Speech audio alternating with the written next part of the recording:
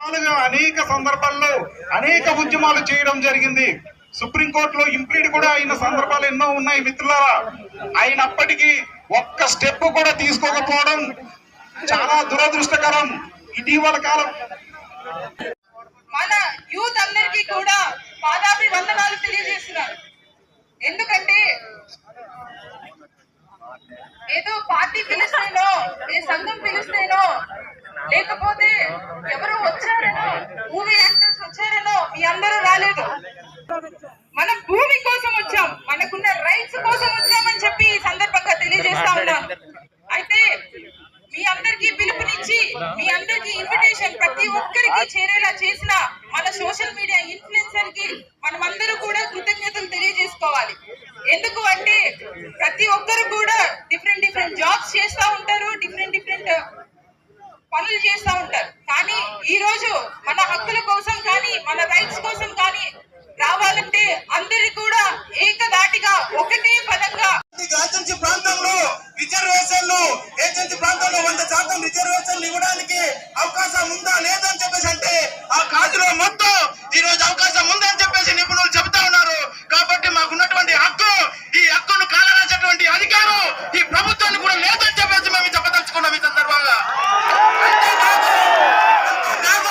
ఇక్కడ 170 చట్టానికి సంబంధించి ఈ రోజు నాన్ ట్రైబల్ సంబంధించి 1672 మంది నాన్ ట్రైబల్ మూకుమ్మడిగా వెళ్లి సుప్రీంకోర్టులో పిటిషన్ చేయడం జరిగింది. దానికి సంబంధించి ఈ రాష్ట్ర ప్రభుత్వం, తెలంగాణ కేంద్ర ప్రభుత్వం మొత్తం గవర్నమెంట్ మొత్తం ఇంప్లిమెంట్ అయ్యి గిరిజనుల పక్షాన బలమైన వాదనలు వినిపించాల్సి ఉంది.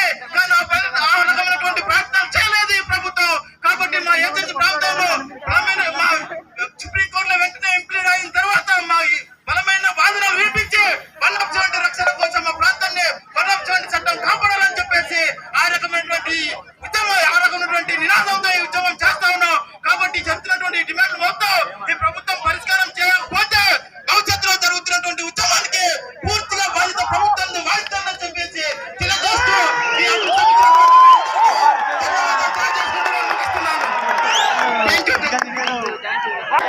జై భీమ్, జై ఆదివాసీ. ముందుగా నేను కేవలం జీవో నంబర్ 3 మరియు 1/70 యాక్ట్ గురించి మాత్రమే మాట్లాడతానని తెలియజేస్తున్నాను. గౌరవ పోలీస్ అధికారులు కానీ లేదా నన్ను వ్యక్తిగతంగా ద్వేషించే మత పెద్దలు కానీ మీరేం ఆవేశపడక్కర్లేదు. నేను మీ చేత దెబ్బలు తినడానికో అరెస్ట్ కావడానికో ఒకరి చేత చెప్పించుకునే బిడ్డను కాదు. నేను బాబాసాహెబ్ అంబేద్కర్ బిడ్డని. జోహార్ బాబాసాహెబ్ అంబేద్కర్. కొనసాగిద్దాం బాబాసాహెబ్ అంబేద్కర్ స్ఫూర్తితో, పోరాడదాం రాజ్యాంగ స్ఫూర్తితో శాంతియుతంగా. జై భీమ్, జై గిరిజన. ఆదివాసుల హక్కుల కోసం పోరాడదాం.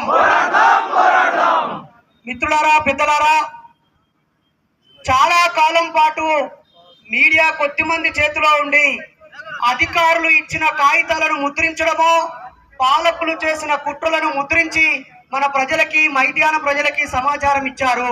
ఇప్పుడు ఇదే ఏజెన్సీ గడ్డలో పుట్టినటువంటి సోషల్ మీడియా ఇన్ఫ్లుయెన్సర్స్ అందరూ కలిసి వాళ్ళ గోడును, వాళ్ళ బాధను వాళ్ళ కెమెరాతో, వాళ్ళ గొంతుతో, వాళ్ళ యాస, వాళ్ళ భాషతో పెట్టారు. కాబట్టి ఈ పోరాటం